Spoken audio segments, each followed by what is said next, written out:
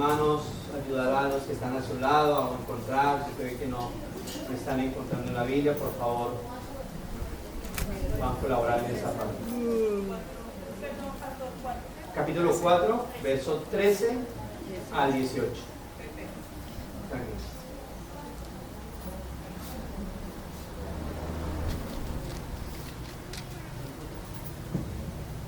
¿Todos estamos ahí? Amén. Leamos, dice la palabra: tampoco queremos, hermanos, que ignoréis acerca de los que duermen, para que no os entristezcáis como los otros que no tienen esperanza. Porque si creemos que Jesús murió y resucitó, así también traerá Dios con Jesús a los que durmieron en él. Por lo cual os decimos esto en palabra del Señor, que nosotros que vivimos, que habremos quedado hasta la venida del Señor, no precederemos a los que durmieron. Porque el Señor mismo, con voz de mando, con voz de arcángel y con trompeta de Dios, descenderá del cielo, y los muertos en Cristo resucitarán primero.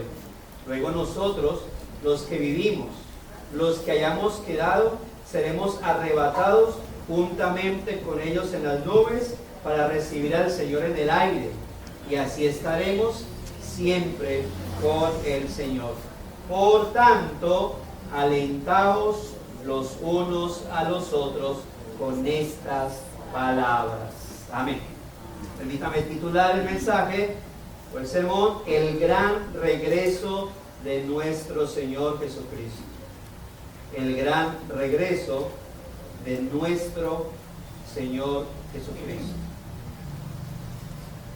A la luz de este verso, bien podemos afirmar que el cristiano es una persona esperanzada, porque es alguien que tiene o siente esperanza que algo muy especial va a suceder, ¿sí?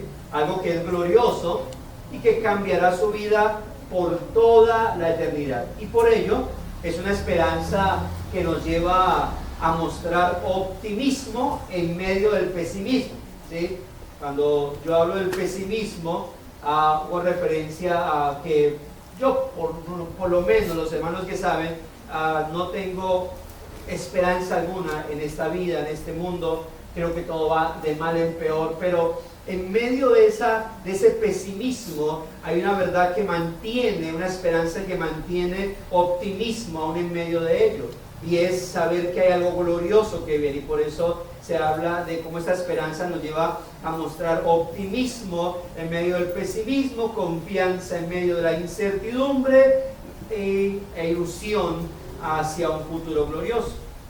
Y lo más especial es que es una esperanza que se mantiene aún después de la muerte, es decir, que aún los que se mueren siguen manteniendo esa esperanza de aquello glorioso que va a suceder en algún momento en particular. Y por eso esta bendita esperanza que se mantiene aún después de la muerte es la gloriosa, y puedo decir así, la estruendosa segunda venida de nuestro Señor Jesucristo, el cual va a transformar en gloria, incorrupción, el cuerpo no solo de los que están acá vivos esperándolo, sino también el de aquellos que murieron con la misma esperanza. Es decir, aún los que mueren en Cristo están esperando la segunda venida, es decir, que Cristo descienda, y por eso digo que esa esperanza se mantiene aún incluso después de la muerte.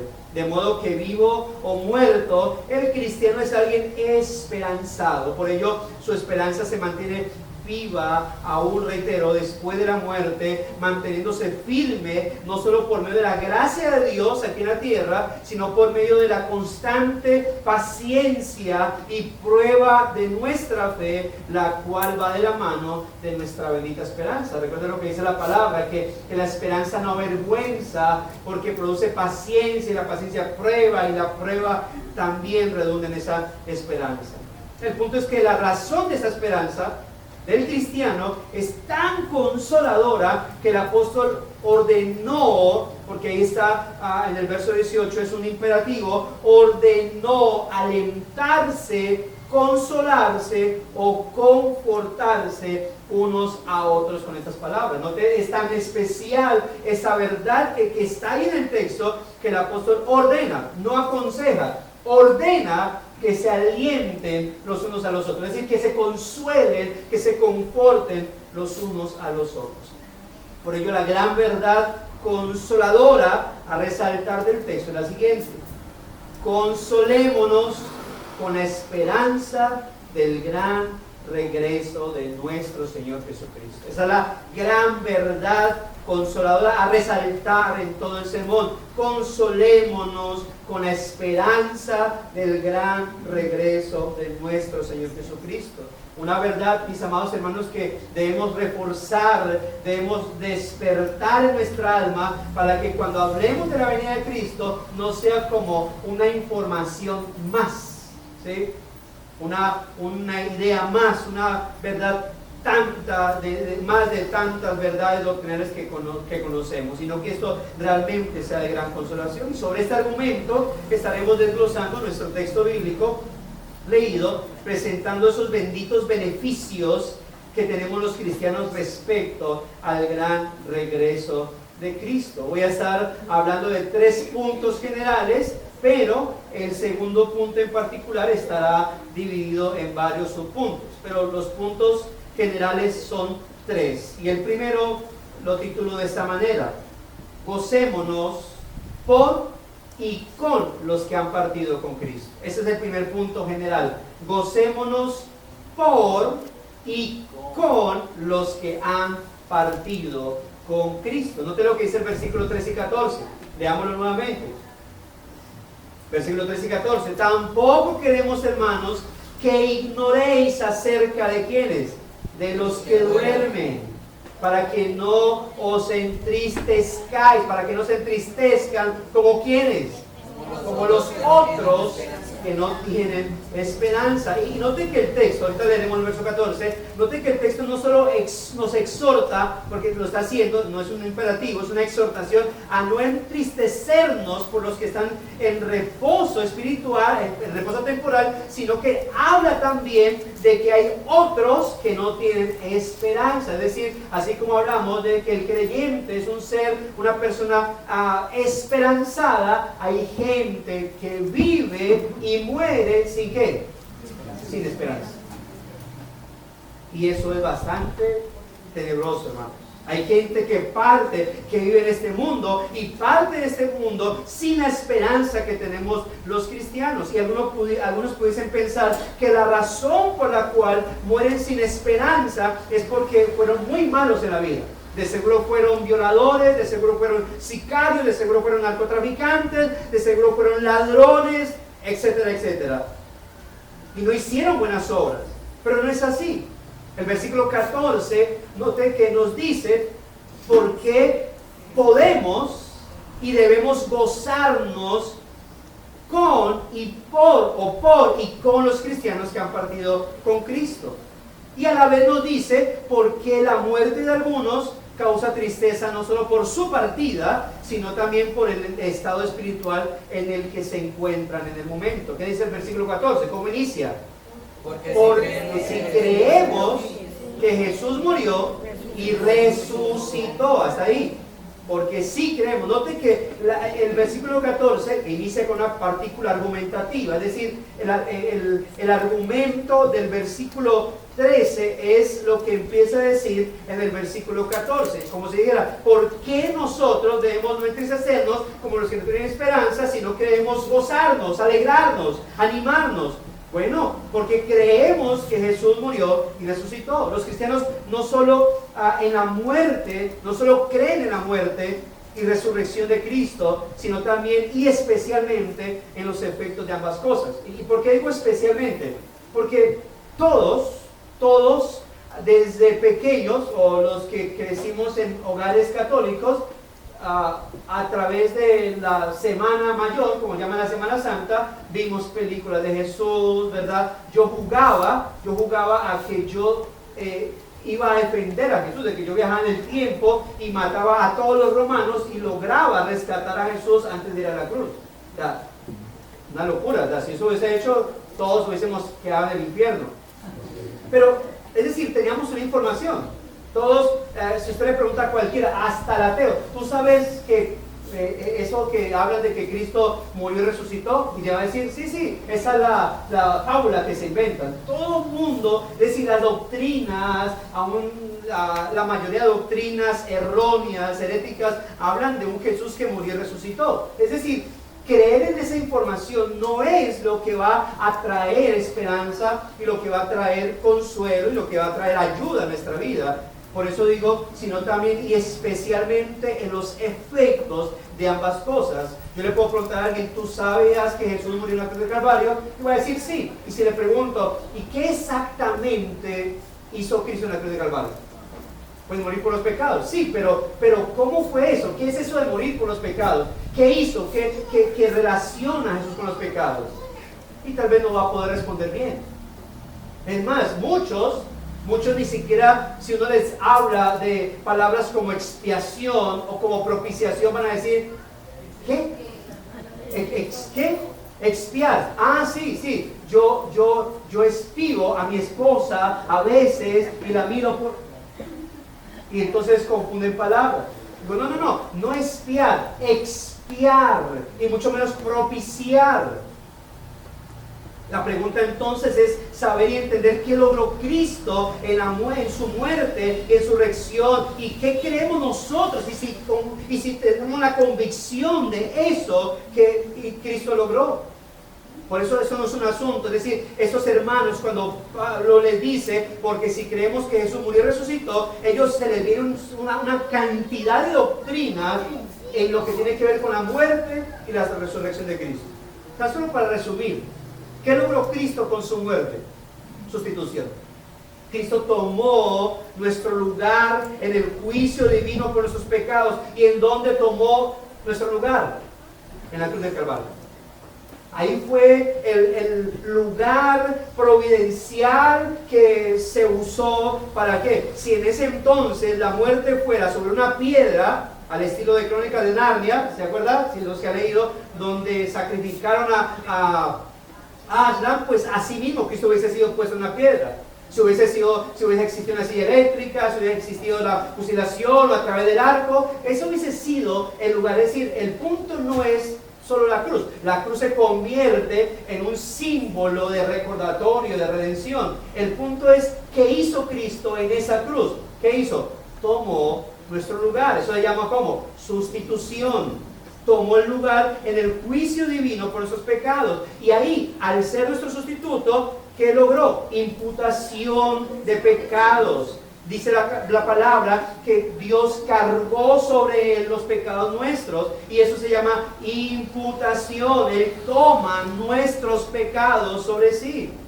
Y luego que nos sustituye y se le imputan nuestros pecados, entonces Él hace expiación.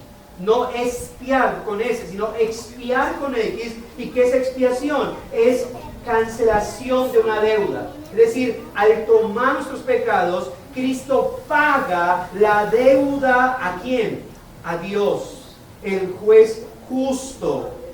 Él paga esa deuda. Estamos tan endeudados, o estamos, en el caso de los creyentes, o si hablamos fuera del cristianismo, el ser humano está tan endeudado por sus pecados que su deuda es impagable. No tiene el ser humano, aparte de Cristo, forma de pagar todo lo que le debe a Dios. Y como no tiene forma de pagar, lo único que él, la forma de pagar es eternamente siendo condenado. Pero Cristo, al hacer expiación, paga esa deuda con su vida. Y ahí, ¿qué hace? Hace propiciación. Es decir, aplaca la ira de Dios.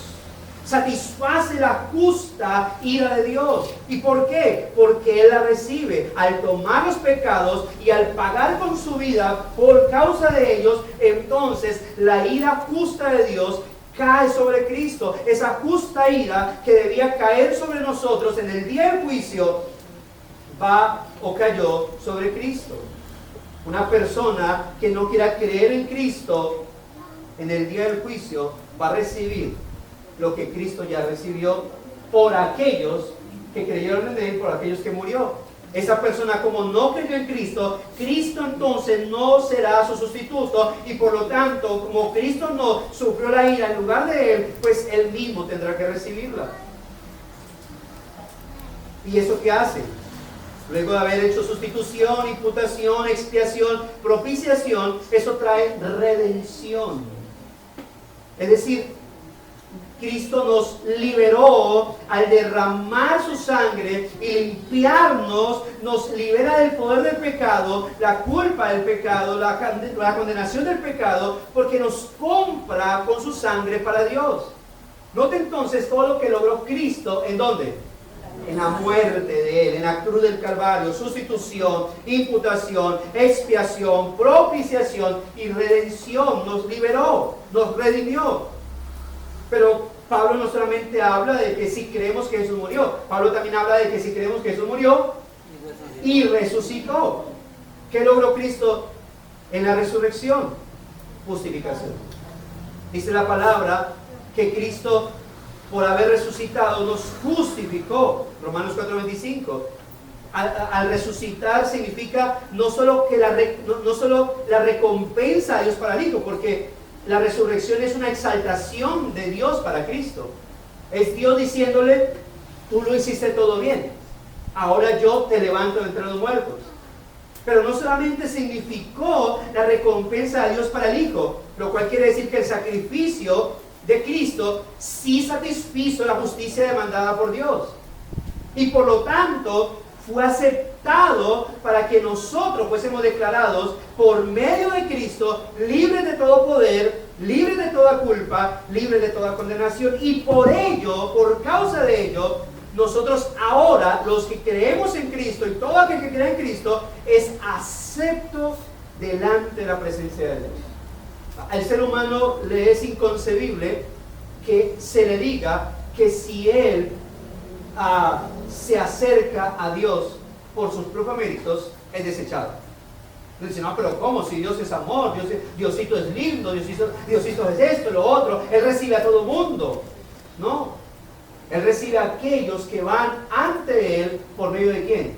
Por medio de Cristo. No hay otra manera, no hay otra forma.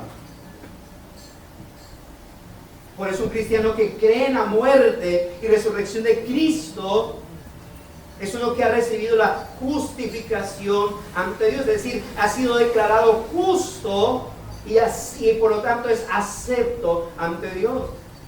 Y ambas cosas no son algo que simplemente se sabe por medio del conocimiento doctrinal. No es que ya que tú sabes esto dices, no, ya soy salvo. No, eso tienes que creerlo, tienes que estar convencido de esto. Es algo que se debe creer con toda convicción y que al creerlo con toda convicción se vive en pos o en razón de ello, hermanos. La persona, lamentablemente, las personas que no creen en Cristo viven en pos de sus placeres, viven en pos o en razón de sus deleites, pero cuando una persona realmente ha creído en Cristo, en su muerte y resurrección, vive en pos de ello.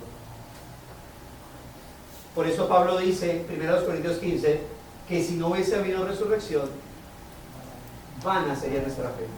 Es decir, si Cristo no hubiese resucitado, lo que Cristo haya hecho no serviría. La resurrección de Cristo no solamente la exaltación del Padre hacia Cristo, sino la seguridad de que lo que Cristo hizo en la cruz fue acepto por el Padre.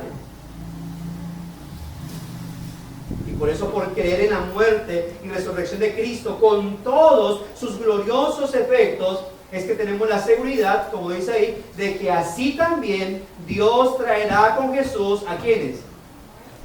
A los que durmieron en Él. Eso significa que aquellos que parten sin creer con convicción en esto, no solo partieron de este mundo sin esperanza, es que tristemente vivieron en este mundo sin esa bendita esperanza. Prefirieron vivir aferrados a sus deleites banales y mundanales que poner y rendir su vida al señorío de Cristo para servirle y adorarle. Mis hermanos, qué buen momento para recordar la partida de nuestra hermana Amanda porque aunque nos duele saber que no nos volverá a acompañar en nuestros cultos de adoración pública del Día del Señor, que no nos volverá a acompañar en los cultos de oración en los cuales era tan fiel, a la vez nos gozamos porque está en la presencia de Dios con Cristo, y por ello estamos seguros que cuando Cristo regrese, ella será traída con Él en su regreso. Por ello, mis hermanos, quiero reiterar el argumento del sermón: consolémonos con esperanza del gran regreso de nuestro Señor Jesucristo. Era la verdad que se resaltaba a través de los tiempos, pero que luego que fue pasando las eras, las edades, ya el hablar de la venida de Cristo se volvió en algo de costumbre, y hasta la misma iglesia olvidó eso y se enfocó en su entretenimiento.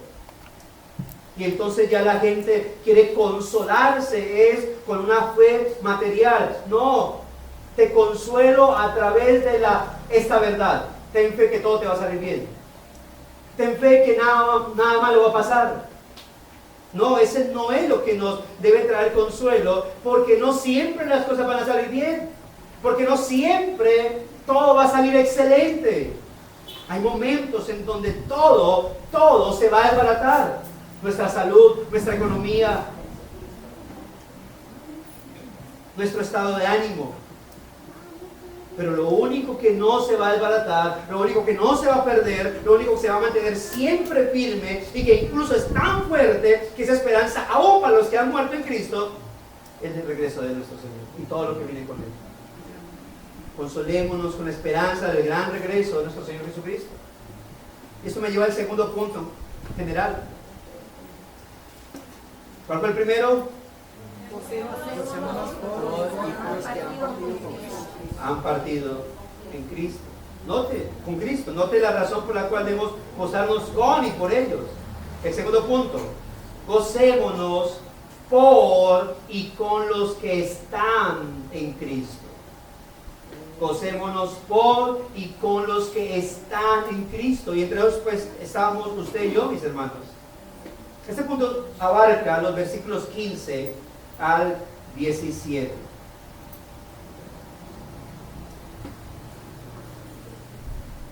Dice el versículo 15: por lo cual, pues decimos esto en palabra del Señor, que nosotros que vivimos, que habremos quedado hasta la venida del Señor, no precederemos a los que durmieron.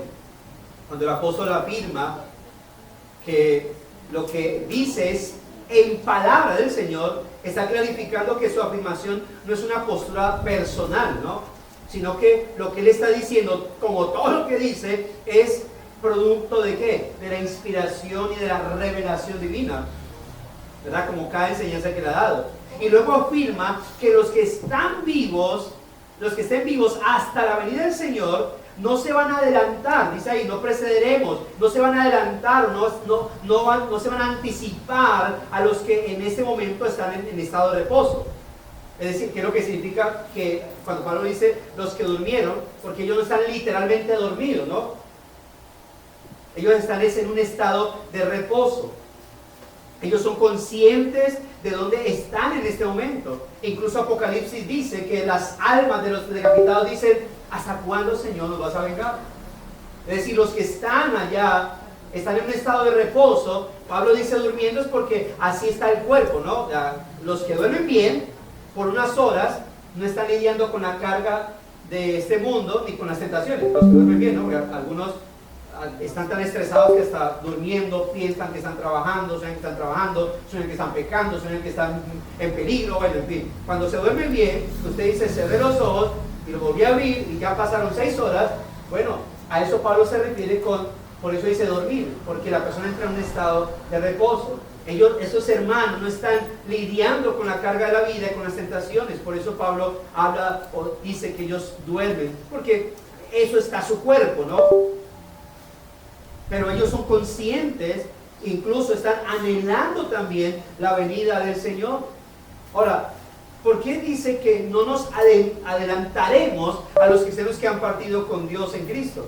Bueno, se refiere a lo que sucederá con los cristianos que estén vivos al momento del regreso de Cristo. Es decir, no será algo solo para ellos, sino también para los que ya habían partido con Cristo de manera anticipada. Cuando Cristo regrese, los que estén vivos o estemos vivos, ¿verdad? Si es en ese tiempo y alcanzamos a ver esa gloriosa venida,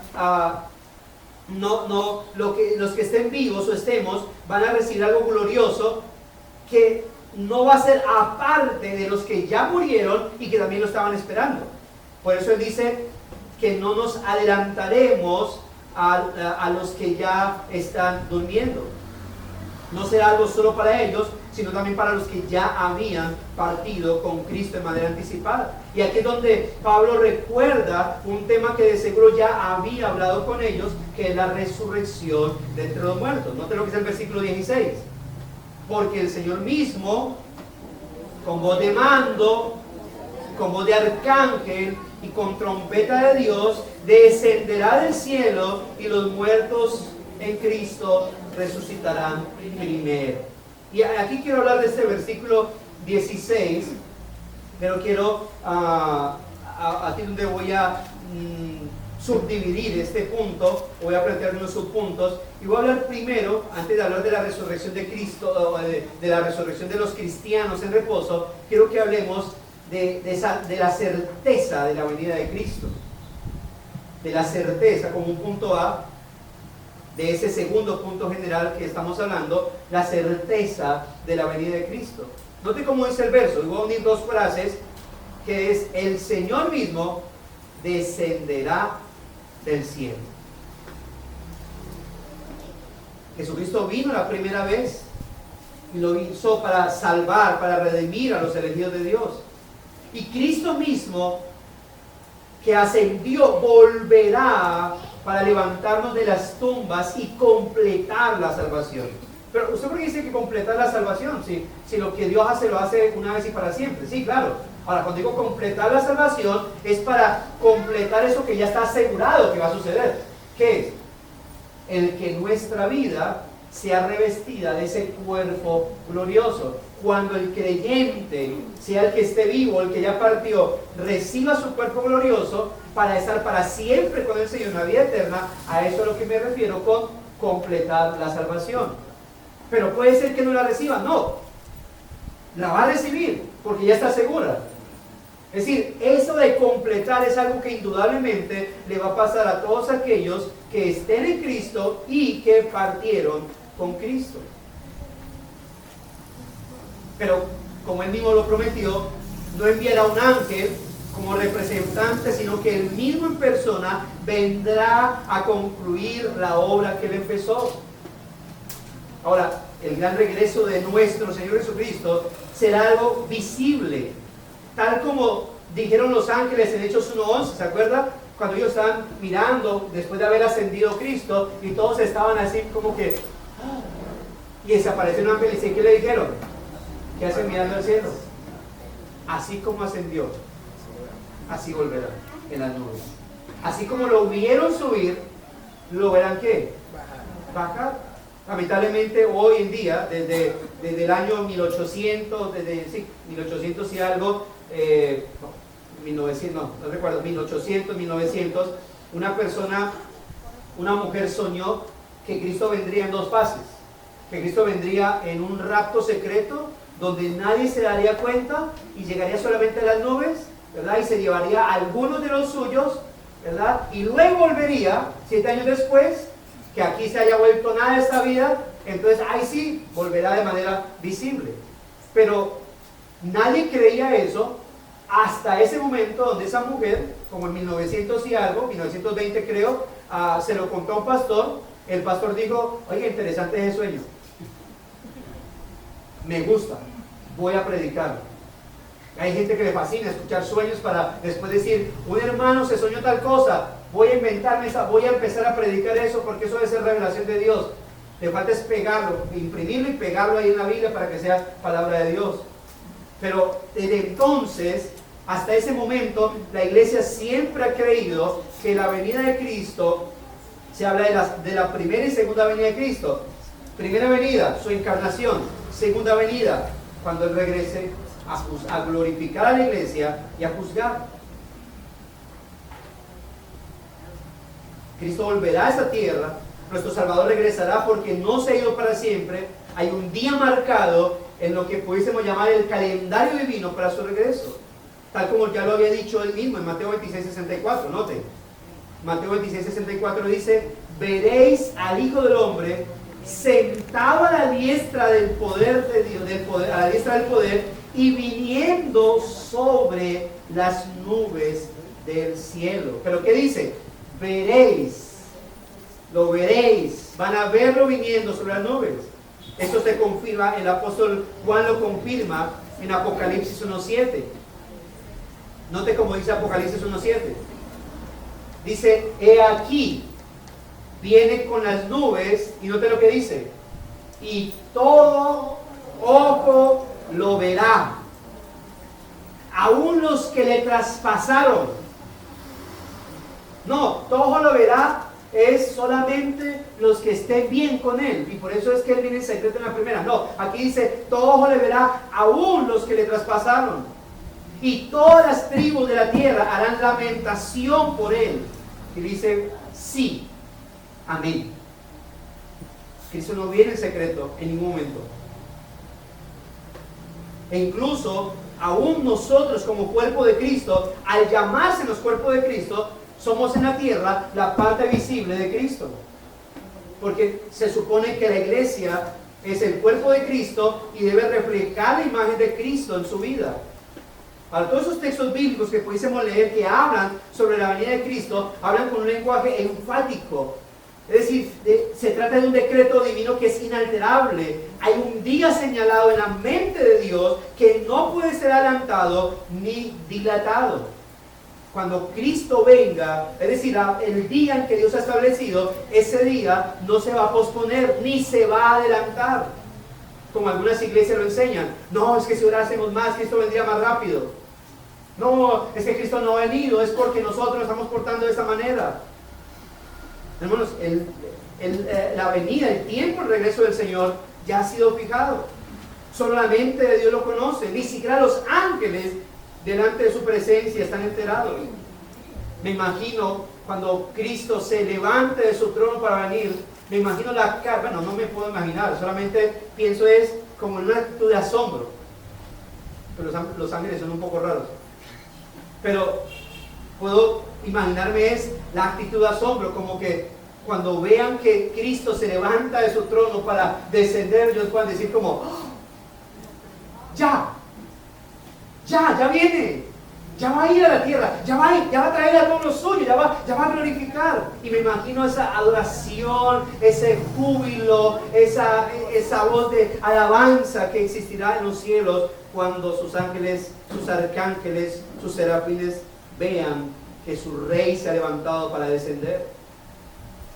No obstante, aunque no lo sepamos, hay señales que la Biblia nos presenta acerca de lo que serán los últimos días, ¿no? Por ejemplo, cuando uno lee Apocalipsis 12:12, dice: el diablo ha descendido a vosotros con gran furor, sabiendo que tiene poco tiempo. Como diría alguien, cuando las bestias están furiosas, muerden con mayor ansia, como le pasó a la hermana Marina. O en ese caso, ¿qué quiere decir esto? Que la inmoralidad en el mundo se multiplicará a medida que se acerquen los días del regreso de Cristo.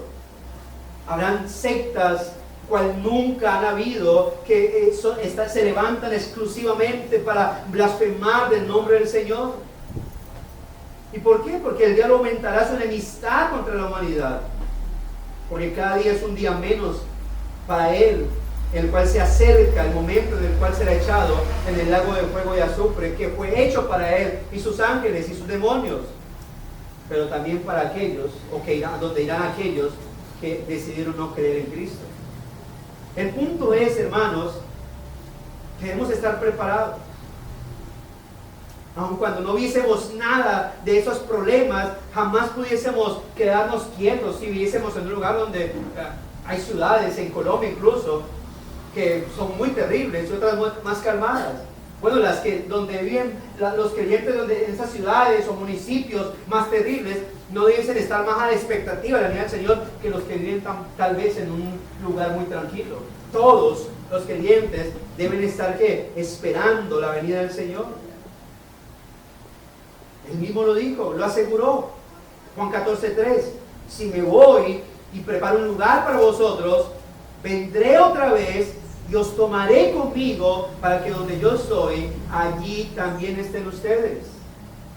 Él fue a preparar lugar.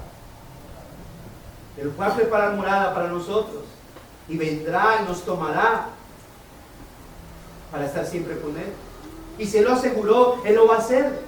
Porque Él nunca ha fallado su promesa a su pueblo, ni nunca ha sido causa de frustración. Más bien ha sido causa de consuelo. Y si así ha sido, hermano, no va a fallar, mucho menos ahora que Él mismo dijo, tiene todo el poder y el dominio en sus manos. Por eso podemos hablar de ¿qué? De la certeza de la venida de Cristo. Y esto es una de las primeras cosas que hace que podamos gozarnos por los que estamos en Cristo y nos gocemos con los que estamos en Cristo. Es decir, nos gozamos por nuestros hermanos en todo el mundo y nos gozamos con los que podemos gozarnos. Me gozo por mis hermanos en diferentes países esperando la venida del Señor. Me gozo por mis hermanos de África, de la India, de Corea del Norte, de China, de Egipto, sufriendo por causa de Cristo, pero esperándolo. Me gozo con ustedes, porque estamos esperando juntos la venida del Señor. Espero usted se goce con cada hermano por este glorioso momento, por la certeza de la venida de Cristo.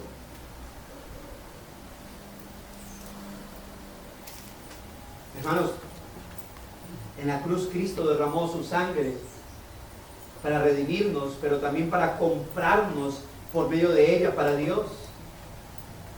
¿Compraría el Señor un pueblo y lo dejaría tirado? Claro que no, volverá. Y cuando vuelva, la pregunta es, ¿puedes decir tú que tú eres de aquellos que Él compró con su sangre? ¿Tú puedes decir que tú eres de aquellos por los cuales el Señor va a regresar?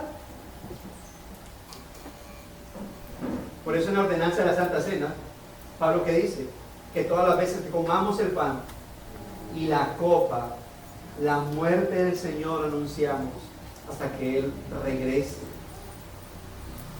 Note cómo la esperanza de su iglesia ha sido comprometida con un solemne pacto. Y lo interesante es la manera en cómo se afirma que el Señor descenderá del cielo, como dice el texto. Porque no solo será visible, sino que será estruendosa. Y aquí vamos a hablar del segundo punto, el segundo subpunto del segundo punto general. La manera, y lo titulo así, la manera audible de la segunda venida de Cristo. Esto marcando la realidad de que no es algo secreto. La manera audible de la segunda venida de Cristo.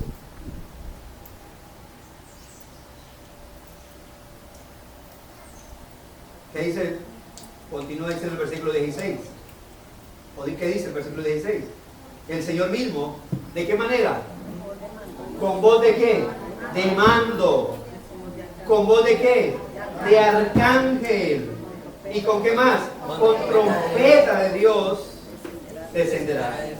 El sentido y forma de expresión, hermanos, sugiere que la forma del descender será para que sea oído en todo el mundo. ¿Esto implica que va a venir en secreto? Jamás. Voz de mando no significa secreto. Voz de arcángel no significa que vendrá en secreto. Y menos con trompeta de Dios. Es decir, que en su segunda venida, Él viene a hacer todo el estruendo posible.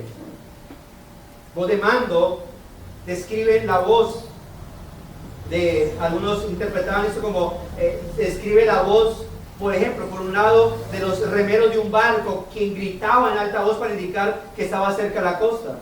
O cuando los soldados gritaban en alta voz que se acabó la guerra. O cuando el capitán, el guerrero principal, daba lugar a empezar la guerra. En esa forma, Los poderosos ángeles de Dios, unidos en un solo clamor, harán saber al mundo el gran regreso del Señor. Esa voz será oída de uno a otro extremo del cielo. Mire, hermanos, yo no sé, yo soy de los que digo, quisiera estar vivo para ver cómo desde acá se observa esa entrada del Señor.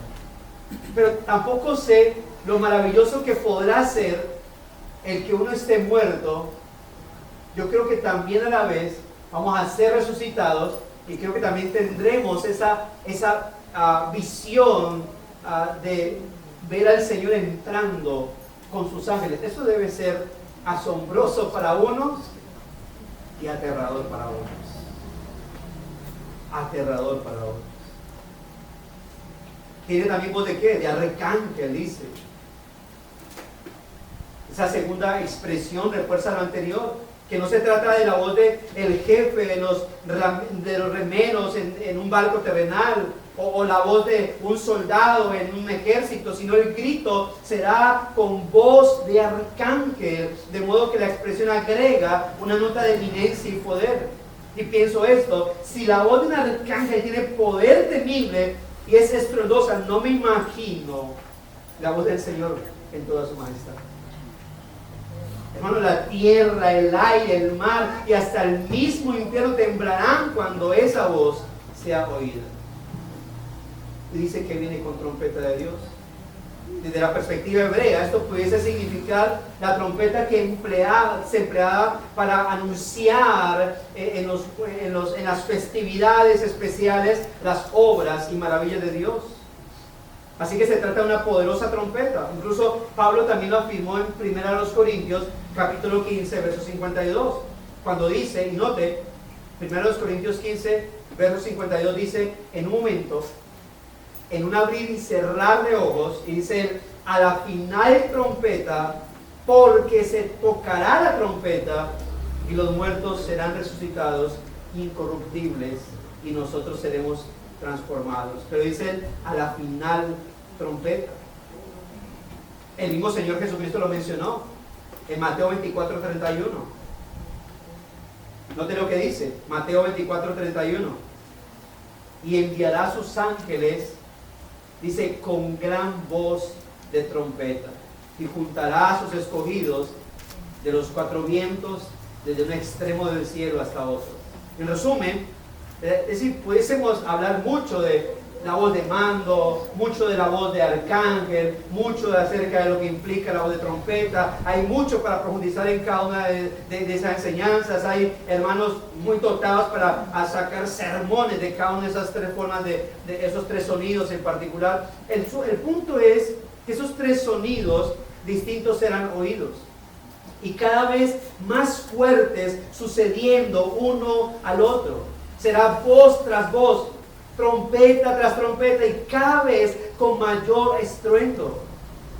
Eso me recuerda que cuando Jesús vino en carne, su heraldo era uno: Juan el Bautista, es decir, el que le dio entrada. ¿Se acuerda?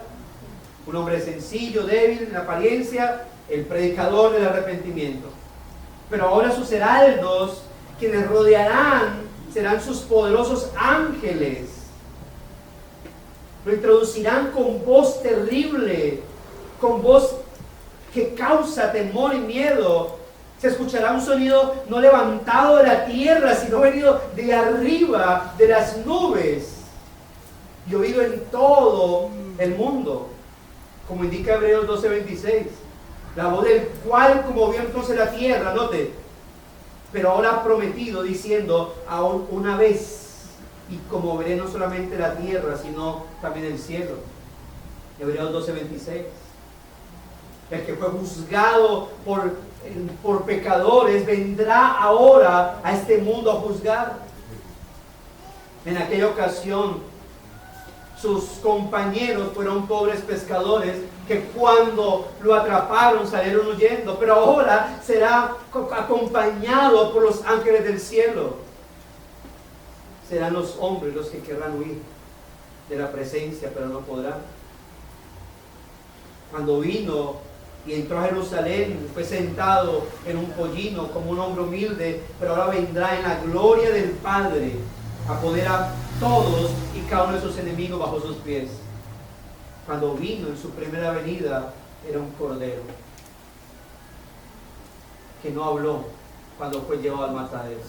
Cuando regrese, será un león rugiendo que no callará, y tan solo con su rugido devorará a sus enemigos. Y lo especial es que cuando el Señor se presente de esta forma, ¿qué dice? Los muertos en Cristo resucitarán primero.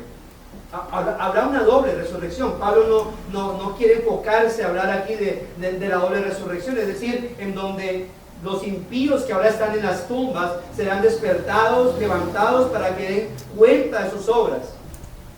Pero por otro lado, y más glorioso, están los creyentes, ¿verdad? También serán resucitados, solo que con una perspectiva diferente. Ellos serán resucitados para gloria de sus vidas, para glorificación de sus almas, en donde sus almas serán reunidas o unidas a un cuerpo glorioso. La Biblia dice que el Señor mismo vendrá a despertarlos. Él volverá porque ha hecho con ellos pacto eterno, sellado con sacrificio de sangre. Él fue tomado entre nosotros como sustituto por nuestros pecados.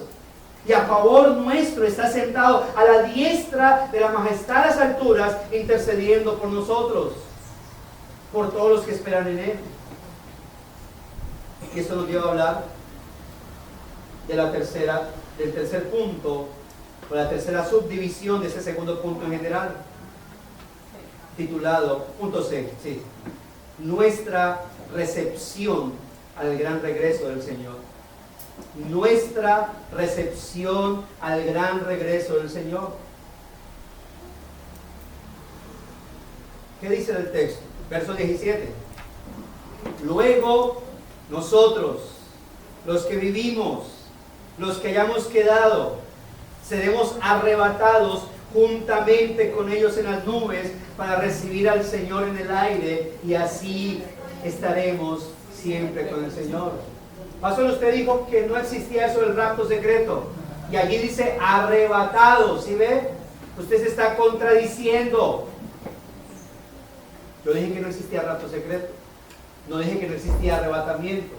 Ahora, el problema es que cuando la gente hoy en día habla de arrebatamiento, lo confunde con ese rapto supuestamente secreto, en donde arrebatamiento es que la gente, que Cristo llega en las nubes, donde nadie se dé cuenta, escondidito, manda a llamar a los suyos, los arrebata, la ropa queda dobladita según algunas películas y se los lleva. Pero no es lo que dice el texto acá. Incluso, no me gusta, como saben, utilizar algunas palabras griegas, pero cuando la Biblia dice que seremos arrebatados juntamente con ellos, ¿quiénes son ellos? Los muertos en Cristo, resucitados, ¿verdad? Es decir, ellos son resucitados. Ahora, miren que sería muy extraño. Note, sería muy raro que si ellos están en el cielo, el Señor los resucite para volvérselos a llevar para el cielo. ¿No sería muy extraño? ¿Sí? Ahora, entonces, el punto es esto. Dice que cuando resuciten, ahora, yo leí un texto que dice ahorita, de 1 Corintios 15:52, dice que en un abrir y cerrar de ojos, a la final trompeta, porque se tocará la trompeta, los muertos en Cristo serán resucitados primero. ¿Sí? Ya confundí los textos. Dice que esto mortal se vestirá de inmortalidad, esto corrupto de incorrupción, ¿verdad? Y seremos revestidos de ese cuerpo glorioso. Ahora, van a resucitar en cuerpo glorioso, los que estemos vivos seremos también revestidos de un cuerpo glorioso, y dice que seremos arrebatados juntamente con ellos. ¿Para qué? En las nubes. ¿Para qué? Para recibir. Ahora, esa palabra recibir viene de una palabra griega, o proviene de una palabra griega que se dice como algo así como apantesis, ¿sí? Apantesis. Ahora, la palabra apantesis no significa irse. La palabra apantesis es recepción. Los latinos usamos esta hazaña de cuando un familiar se va para otro país, nos vamos a despedirlo. Pero cuando años después regresa, ¿sí? Uno, toda la gallada para el aeropuerto, ¿verdad? A hacer el recibimiento. Ahora, esa es apantesis. ¿Sí? Voy a explicarlo con esto y luego lo explico con otro evento en mente que tiene Pablo. Nosotros lo que hacemos es, vamos al aeropuerto, pero no para irnos con él, sino ¿para qué? Para recibirlo. Es decir, lo recibimos y vamos para la casa. Ahora, en la cultura judía, y no solamente la cultura judía, sino oriental, es decir, los pueblos, recuerden que los pueblos tenían murallas y tenían puertas, tenían entradas a las afueras. Cuando venía un mandatario de otra ciudad, los dirigentes, por ejemplo, si hablamos de Jerusalén o de Judea, decían, viene un mandatario de Egipto, por decir así. Ok, bueno, entonces salgan a recibirlo. Establecían un grupo de personas que fueran hasta la entrada de la ciudad para apantesis. Es decir, para recibir ese mandatario en la entrada a la ciudad y entrar con él a la ciudad. Eso es lo que hace la iglesia. ¿Para qué Cristo resucita a personas y les reviste de cuerpo glorioso? ¿Para volvérselos a llevar al cielo? No, los resucita juntamente con los que estén vivos y que son glorificados para ascender y encontrarse con el Señor, ¿verdad? Ahora, esto es muy especial porque eso tiene la ilustración de las bodas judías. Las bodas judías se encontraba, ¿se acuerda? A quienes salían acá, hemos dicho que es el novio, el novio que está acá y la novia entra, pero en la cultura judía es diferente. Ellos salen a encontrarse, salen a esperar al esposo para entrar con él. Y es lo mismo que hace la iglesia. Como esposa está esperando a su esposo, él llega, ella asciende, ¿verdad?, hasta las nubes y baja con él. Ahora, eso es especial porque ascienden las nubes y ¿quiénes están alrededor del esposo? Los ángeles. Los ángeles. Ella sube y se encuentra con el Señor y desciende ¿para qué? Para juicio.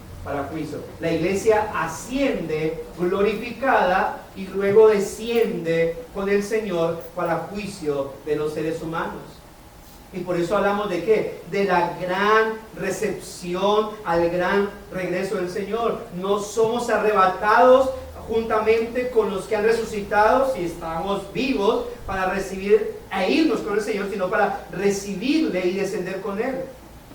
Y es a partir de ahí que estaremos ¿qué? Siempre con el Señor. Hermanos, imaginarse eso es inimaginable a la vez.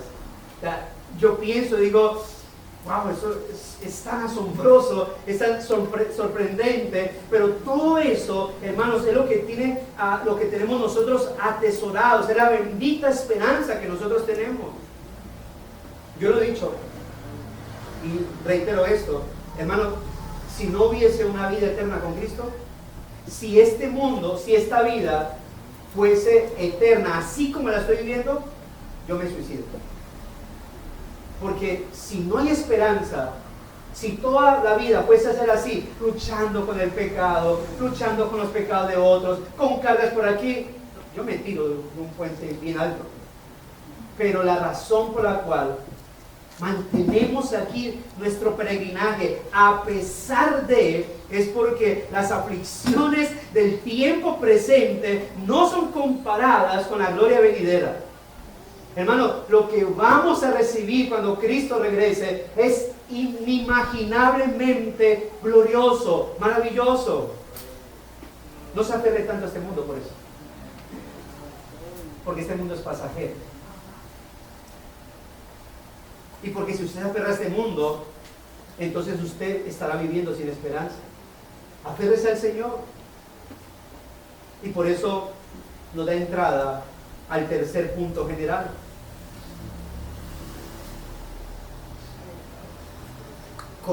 Gocémonos por el consuelo del gran regreso de nuestro Señor Jesucristo. Gocémonos por el consuelo del gran regreso de nuestro Señor Jesucristo.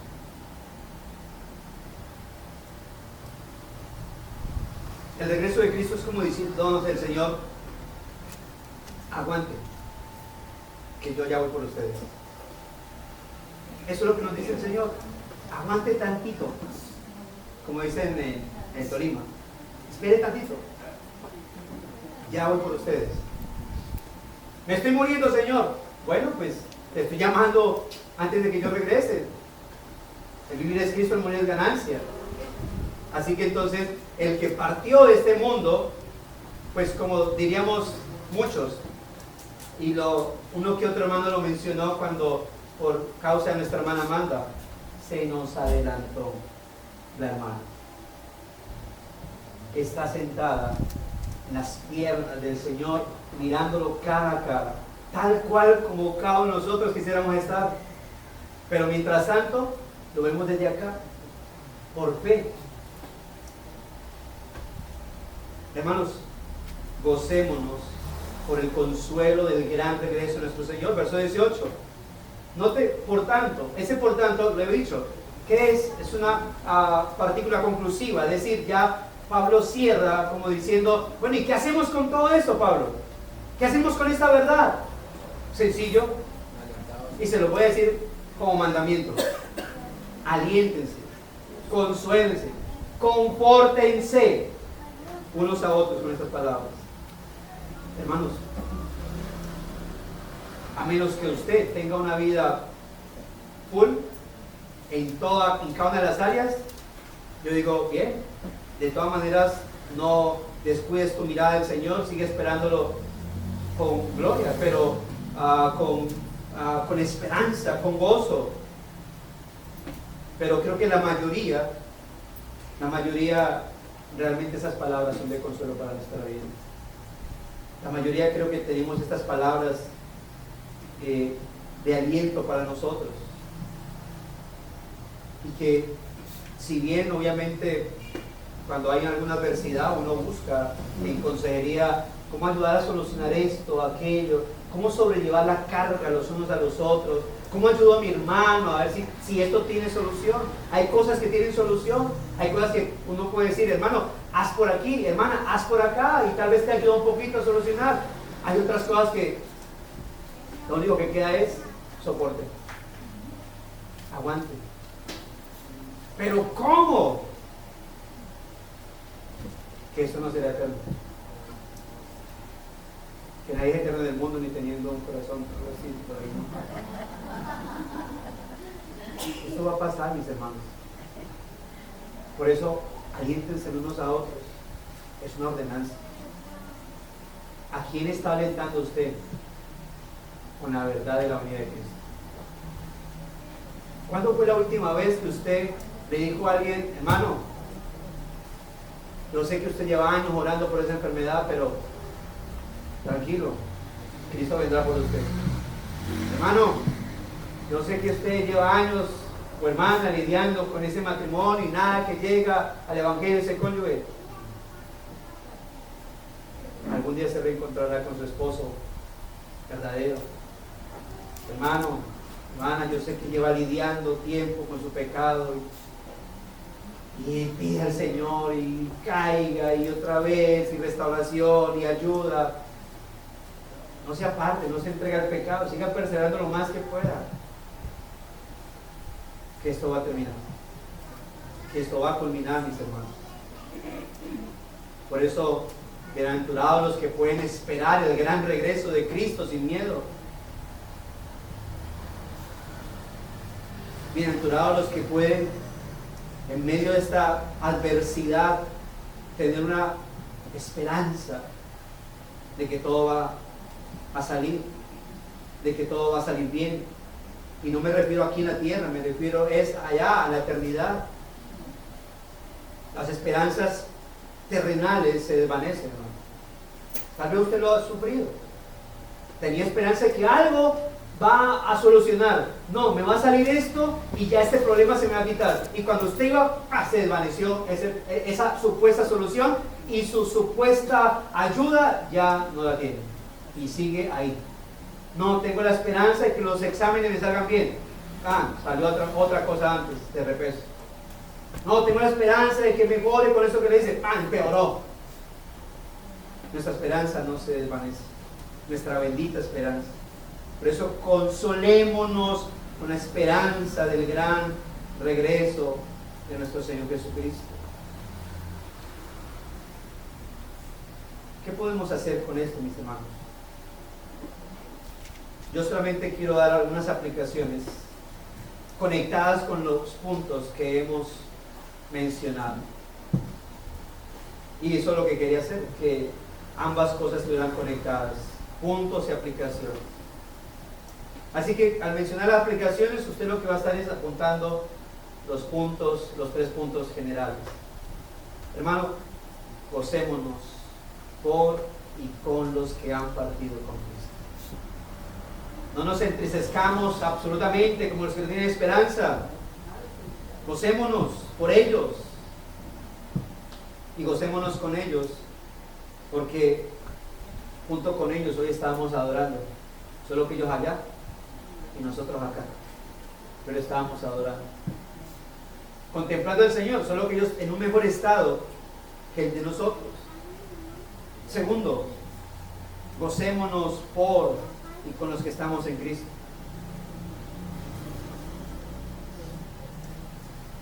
Hermanos, jamás dudemos que estar en Cristo es lo mejor que nos puede pasar a nosotros, que nos puede haber pasado. Yo sé que a veces, recordemos que este mundo, Cristo mismo dijo que el mundo por nuestra fe en Cristo nos odiaría, pero eso no se iguala con realmente lo que hay detrás, las bendiciones. Somos bienaventurados. ¿Y sabe qué es lo contrario a un bienaventurado? Un desgraciado. ¿Y sabe quién es un desgraciado? Uno que no tiene la gracia salvadora de Dios sobre su vida. Usted y yo éramos desgraciados, pero ahora tenemos la gracia del Señor y tenemos una bendita esperanza. Sí, mire, estoy seguro que si Dios nos diera unos 5 segundos de cómo sería la eternidad, yo creo que no te digo, yo me estoy quejando de nada, aguanto entonces lo que más pueda, porque lo que se viene es ¡wow! El Señor me mostró 5 segundos de eso. Bueno, la Biblia dice que será así, no necesita Dios mostrarnos esos 5 segundos, porque la Biblia dice que será glorioso. Así que cree en la palabra del Señor. De manera de aplicación también, pues el mismo argumento. Consolémonos con la esperanza del gran regreso de nuestro Señor Jesucristo. Consolémonos con la esperanza del gran regreso de nuestro Señor Jesucristo. Repito la pregunta: ¿hace cuánto no alientas ahí con la esperanza de la venida de Cristo? Hermano, tengo esto. Póngale fe que de pronto eso pase y todo se mejora. Hermano, yo creo que en momentos difíciles a veces, yo creo que siempre será mejor decir: hermano, pronto confío en el Señor, porque no sabemos qué sigue de aquí para allá. Ay, pero tan negativo. Hermano, es que a veces decimos todo va a mejorar y todo le sigue igual. Entonces, ahora no estoy diciendo que no crea que las cosas puedan cambiar. Creo que todos hemos sido testimonio de cosas que han cambiado, han mejorado, pero siempre nuestra mirada debe estar puesta en el Señor. Y a mis amigos no creyentes, lo dije ahorita, lo contrario a un bienaventurado es un desgraciado. Y desgraciados los que ante el gran regreso de Cristo no tendrán esperanza, sino terror. Cuando Cristo regrese, debe ser de gran consuelo para nuestra vida, porque ante la venida del Señor lo que eso está significando es que ya todo este mundo de maldad, de carga, de llanto, de muerte va a pasar. Pero si tú no estás en Cristo, cuando Cristo regrese, tu vida será llena de terror, porque tú estarás recibiendo el testimonio de lo que viene, que lo que viene para tu vida en este momento es un juicio, un terrible y eterno castigo. Y es cierto que Dios se deleita en perdonar el pecado. Su gozo es salvar al impío que cree. Dios es amor y misericordia, sin duda alguna. Pero también Dios es fuego consumidor. Y aquel que no se arrepienta, aquel que no se rinda a Jesucristo, su Hijo, y lo acepte como Señor y Salvador, cuando Él regrese, será juzgado. Por eso te pido, arrepiéntete, conviértete al Señor para que sean borrados tus pecados y vengan de la presencia del Señor tiempos de gozo, de paz, de misericordia. No rechaces el mensaje del Señor. Y reitero, mis hermanos, consolémonos con la esperanza del gran regreso de nuestro Señor Jesucristo. Oremos a Dios. Permítame orar por esta enseñanza y luego, como lo venimos haciendo, quiero que usted haga esa oración por su hermano que está a su lado para que Dios le ayude a poner en práctica esta palabra. Pero déjeme concluir este tiempo del sermón con la oración. Padre bondadoso, gracias por tu palabra, gracias por tu bondad, gracias por tu consuelo, gracias por la bendita esperanza que nos das, Señor. Dios, ayúdanos a poner nuestra mirada en ti, a no olvidar, Señor, o a no ignorar que tú volverás, porque lo sabemos, pero a veces nos distraemos tanto con los asuntos de esta vida que lo ignoramos, lo pasamos por alto como si no fuese algo importantísimo, crucial para nuestra vida. No podemos olvidar, Señor, que las verdades cruciales para nosotros es que tu Hijo murió, que tu Hijo resucitó, que tu Hijo volverá por nosotros, tu iglesia, para llevarnos a estar eternamente contigo.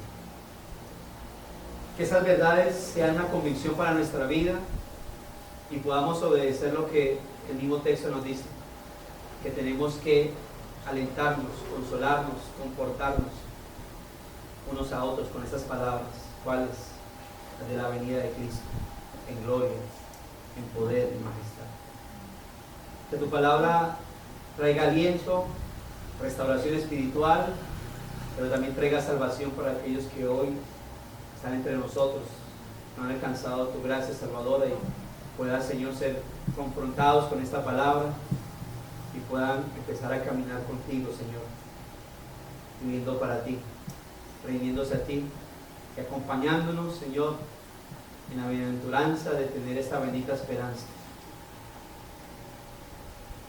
y podamos gozarnos no solamente con los que han partido, por los que han partido contigo, sino también gozarnos con los que quedamos acá, Señor. Te agradecemos en Cristo Jesús, Señor nuestro. Amén.